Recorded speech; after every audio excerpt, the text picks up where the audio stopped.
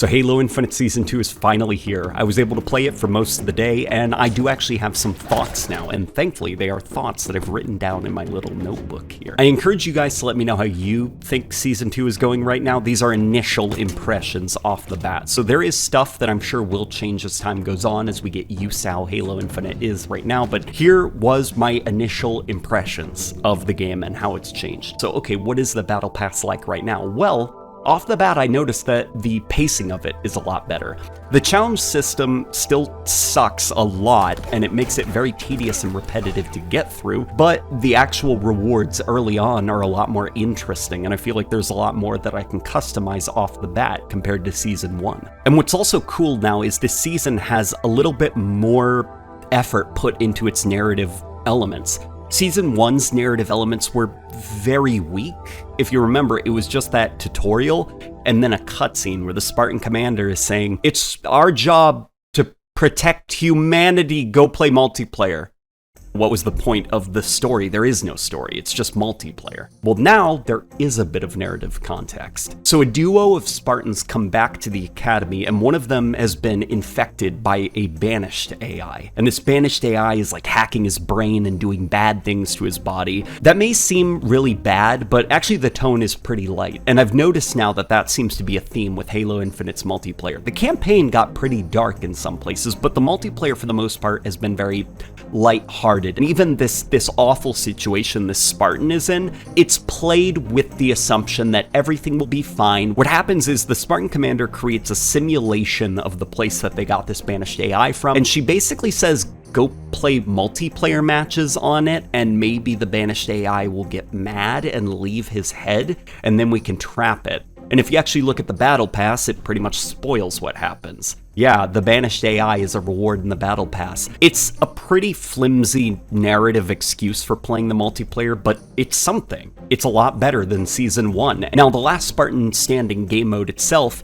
it's actually pretty cool. I'd go as far as to say it's great so far. It's hard to really talk about it since nobody really knows how to play it yet, but my initial impressions are essentially that it's a combination of gun game and a battle royale mode. You all start off with very sloppy, messy weapons. You got things like the zapper, the sidekick, and the mangler, and you're missing your shots constantly. Nobody's dying, people are spamming, and people are just running around initially. Well, as you start to rank up, you start to get a lot more sweaty guns, like the assault rifle, the commando. By the time that you've progressed through the weapon ranking system, you're at bulldog and battle rifle. And that's when things get really tense. And these drop pods start coming in, and you've got overshields, which I assume are kind of like a pseudo stand-in for most battle royale games' armor systems, as well as active camo. And that's when the game gets really tense, because by that point, a lot of your respawns have been depleted, and you're trying to hold on for dear life. I really enjoyed it. It was like good fun. I want to play more of it, actually. Kudos, you know, it feels like some actual thought went into it and the way that it's paced and balanced. I'm sure that as time goes on, there's going to be a lot of problems uncovered with it. It's not the Battle Royale mode that people want it to be, but I'm sure we're going to see what Certain Affinity is up to, and I'm sure that will drive a lot of community engagement. For right now, Last Spartan Standing is good fun. Last Spartan Standing also takes place on a new Big Team Battle map, and the Big Team Battle map is actually kind of cool. It actually looks graphically better than all of the Big Team Battle maps in Halo Infinite. It's hard to explain, but it looks like a lot more care and polish visually went into its construction. It also helps that it's not that Pacific Northwest biome. It's set in a desert, it's set in this like banished scrapyard. It's cool stuff. I was able to try it out once in Big Team Battle, and I did find that it suffered from a problem that unfortunately isn't really this map's fault. It's more of an infinite Big Team Battle problem, which is there aren't enough vehicles, there aren't enough heavy vehicles, and the randomized nature of spawns as well as the vehicle spawns, it just makes it feel kind of like all the other Big Team Battle maps, because it would have been pretty cool if this map predominantly featured banished vehicles, banished equipment and stuff. But, you know, that's besides the point. It's fine, it's still too early to tell, but I don't really see any big problems with it. On the topic of vehicles, though, they made a lot of changes to the vehicle tuning and the balancing, and the new chopper kicks ass. It's still missing the grit and like the dirt being kicked up from Halo 3, but it feels so nice to hit that boost button and just ram right into a Warthog and immediately destroy it. And there's no nonsense doomed state. When you boost right into vehicles, boom, they're done. They're toast immediately. People are like fighting over the chopper now. It's like one of the most grabbed vehicles in Big Team Battle now. So the chopper and the Warthog, they feel a lot heavier now. They're not flipping over quite as often. The Halo Infinite's vehicle balancing, I don't think is quite there yet, just because, well, the doomed mechanic, I don't think it really adds much to the vehicle combat in the game. In fact, I think it kind of detracts from it. And I think that the actual vehicle lineup could be a little bit more interesting. This is a good solid step. Further tuning and refinement is needed, as well as the introduction of more interesting vehicles, kind of like the Revenant, but we're getting there. This is good. This is awesome, in fact. Good job on the vehicle balancing. We should probably talk about the new arena map, Catalyst. It really kicks ass. I like it a lot. It's a Forerunner themed map and it looks gorgeous. The atmosphere is just like, mwah.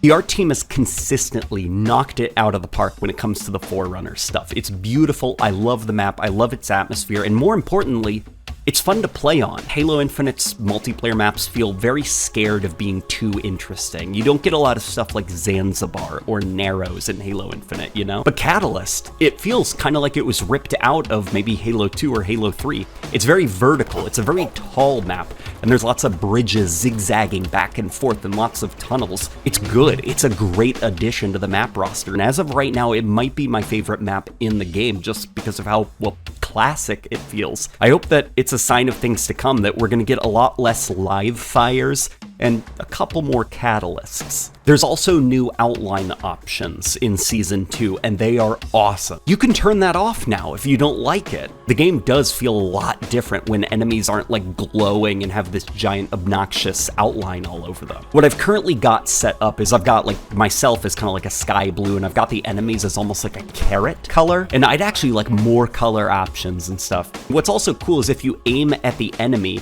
a contextual gamer tag actually shows up above their heads. And it took me a little bit of getting used to, but now I'm really starting to get good at identifying targets as they move around the map because I feel like the game doesn't have training wheels anymore. But on that note, the outline system wasn't removed, which means if you do actually benefit from it and it does help your gameplay experience, it's there for you to use, and that's awesome too. Both parties win in this situation, and what I'd actually like 343 to do is further expand the friend or foe system. Is it possible that I could get a way to customize the color of the gamer tags independently from players' shields? Maybe even customize the color of the teams independently from their outlines and stuff. Let us go really crazy with how we mix and match the HUD to get it looking exactly like we want it. This is solid. I thought that they wouldn't budge on the outline system, but not only did they budge, they gave me kind of exactly what I wanted, and I'm hungry for more now. This is awesome. It feels good being heard. Really awesome stuff here. It improved my enjoyment of the game. So going back to the map Catalyst for a second, I actually couldn't find it in matchmaking, which really sucked, so I had to spend a lot of time playing it in the training mode. That gave me an opportunity to see all of the improvements made to training mode. So the Academy still has this problem where there's a lack of physicality to it. You know, for all of the production value of the cutscenes and oh my gosh, this is so dangerous, this evil AI has been brought to the Academy, like, it's not a real place, it's a cutscene. And then once the cutscene's over, I'm just in a main menu where I can do a tutorial or the training mode or weapon drills. It lacks that physicality and that, like, importance to me as a player that something like the Destiny Tower had. Despite those setbacks, 343 is still improving things like the training mode. A whole host of new options came to how you could, like, tweak the training mode with the bots and stuff like that. There's actually this cool new feature called Mirror, where if you turn it on, the bots will only move if you move. So if you stand still, all the bots freeze. And then if you keep moving, they'll start moving too. And it seems silly, but it actually does help with aiming, because sometimes when you're in the middle of a firefight, you're like, okay, hang on, everybody pause for a second. I need to like figure myself out, and the bots will wait for you before you can resume the firefight. It's good stuff, like it's really good. I don't know who suggested that, but it's a great inclusion. The training mode is getting better and better, and it was already pretty damn good before. Come on, make the Academy a physical place. Give me a reason to care about it narratively. because right now it's just a series of menu options. I also noticed that the UI in the main menu got cleaned up quite a bit. There's less graphical issues than there were before this update. That doesn't mean it's flawless, but it's better. I also noticed that they removed a couple of Halo 5 UI placeholders, such as that little like spinning circle. It's been replaced with something that looks a bit more up to snuff in terms of Halo Infinite's UI presentation. But we should probably start talking about some of the issues I have with the update right now, and we can probably start with the main menu. So I've noticed that the main menu has gotten slower. It's taking even longer now for challenges, for my customization stuff to load up, and some of those bugs in the UI where you'll be loading and the loading screen will flash, I'm clicking on things and things aren't working, I still can't customize my Spartan while a match is loading. And it's still just got that, like, that ugly, unfinished look to it.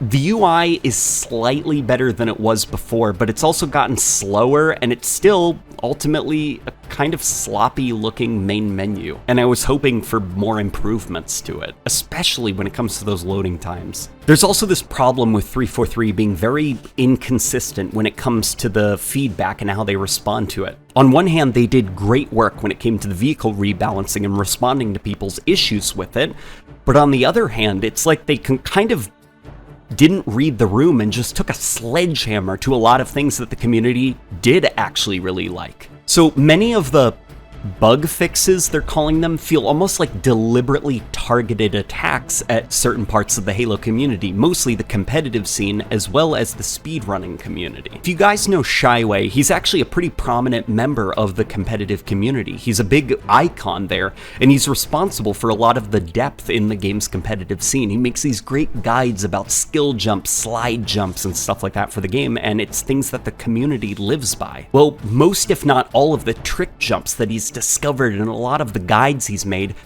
they're completely irrelevant now because 343 kind of nuked most if not all of the skill jumps for Halo Infinite into the ground. A lot of popular skill jumps that were even used this weekend by the competitive community during tournaments, they're just gone now. You can't use them anymore. And what sucks is Halo Infinite is a game full of maps kind of like Live Fire. You know, they don't have a lot of complexity to them. They're very simplistic and very boring when you compare them to some of the competitive maps from games like Halo 3. So taking what little complexity there was and removing it didn't improve the game. It feels like a wet towel being thrown onto the game. Like, no more fun for you guys. It's just a bizarre choice that nobody is happy with. And what's weird is 343 didn't communicate that this was going to be happening. And Shyway and I are actually part of the Forerunner group, so 343 has access to us. They can get our feedback to see about stuff early. And I can say as a Forerunner, I didn't know that these changes were coming. Shyway didn't know that these changes were coming. And I'm sure that if we did know they were coming, our feedback would have been, this isn't going to go down well. And it's not going down well. The campaign didn't go unscathed either. The speedrunning community is pretty pissed off because 343 removed a lot of speedrunning strategies, which is weird because you've got communities like the Doom community where the developers celebrate speedrunning and they get actually really excited about speedrunning. But over here you've got 343 removing the tank gun, which nobody in the community wanted, as well as going out of their way to patch a lot of speedrunning strategies that people like Mint Blitz showed off. It feels almost like they used videos that went viral from Mint Blitz and misunderstood why those videos went viral. They didn't go viral because haha, broken game is broken. They went viral because it's like, holy crap, that dude just rode a fusion coil across the campaign. Well, nope, not anymore. No fun for you. No tank gun, no speed running, nothing. It's been patched out of the game. And on top of that, there's a big problem. There's been a bug introduced to the game, or if not introduced, exacerbated by this recent update that the community is calling the weapon jam bug. So I noticed this while I was streaming. A lot of my weapons felt very inconsistent, the firing patterns. I wasn't shooting my gun when I should have been, and sure enough, folks on Twitter have noticed. It's bad. Even the fully automatic weapons like the Sentinel Beam, it's just randomly cutting out. Thankfully, 343 is noticing that this is a problem right now in the community, but it's like, what an awesome way to start Season 2. Our weapons are jamming. So all in all, it may sound pretty negative, but Halo Infinite Season 2 is an update that the game needed. but it's not enough yet, which is what I was expecting. You know, Halo Infinite, I'm not going to say that Season 2 is how the game should have launched, because until we have things like Infection, Griffball, Forge, a working theater mode, yeah, that's still broken, by the way, campaign scoring and timing, the ability to replay levels, the game is still very unfinished, and Season 2 only took us a baby step towards being content complete. I'm not going to celebrate things like King of the Hill being in the game finally, because that should have been in the game at launch. It shouldn't have been this post-launch DLC that's marketed, you know? That's a thing Halo games used to have at launch. Halo Infinite is getting there, but I'm worried that Season 2 isn't going to keep me interested until November. I'm probably going to get bored pretty quickly and then drift over to other games that are actually finished. And it sucks, because the developers are working really damn hard, you know? I'm following one of the audio guys, and the new Big Team Battle map is the first map he's worked on for Halo Infinite, and he's pretty excited about it. Like, the developers are passionate, man. But it's just like, they've got mountains and mountains of work to do because of how unfinished the game was at launch. And it's like, it's gonna take us a while to get the game into a good state. And just, you know, my time here on Earth is limited, and I don't want to spend a lot of it playing an unfinished Halo game when there are other games that I can spend my time on. So yeah, those are my thoughts on Halo Infinite Season 2. What are your thoughts? Let me know down below in the comments section. And guys, does anybody have any suggestions about the webcam? I don't want to keep this janky setup, you know? So if anybody knows how to hook me up with a good webcam or can even point me in the right direction to get a good one, just let me know. My Twitter DMs are always open. And with that being said, I'll see you guys on the next video. I'm still working on the evolution of Halo's elites, don't worry.